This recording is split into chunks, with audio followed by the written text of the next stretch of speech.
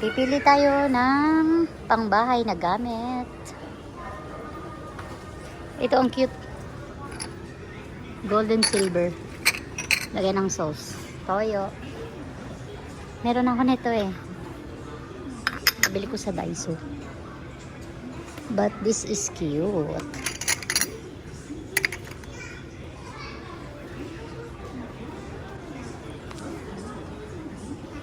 Ang dami oh.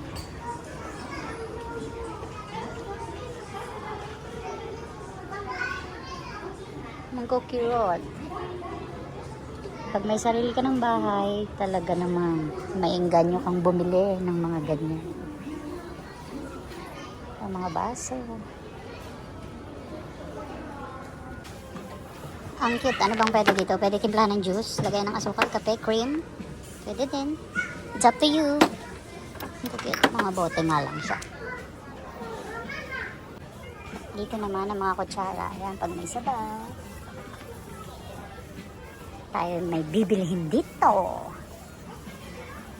Ang cute, diba? Ito ang aking target.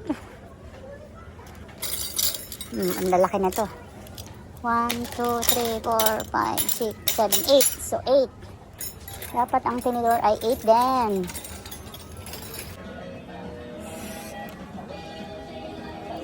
Kumuha din pala tayo niya ng pang-cake. Ayan, nakakatuwa. Kuha tayo nito. Ang cute eh. Mocha. Pag trip nyong mag-bake, ayan mga shape. Para sa mga batuta. Ayan. Sa mga shape.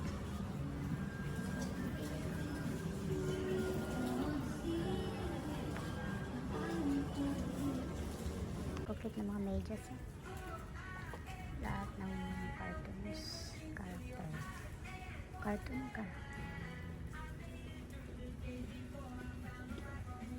Ang dami ko pinamila.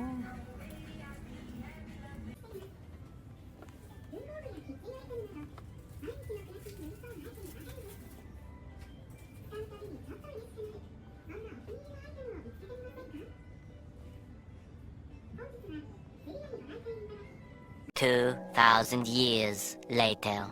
Hindi natin binili.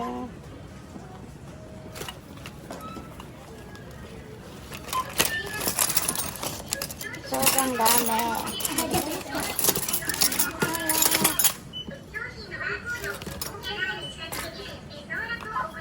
Uuwi na naman kasi sa Pilipinas.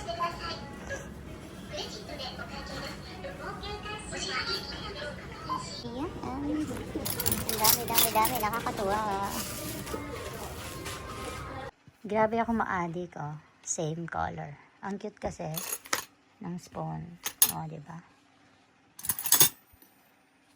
And then, meron pa tayong pang fruits.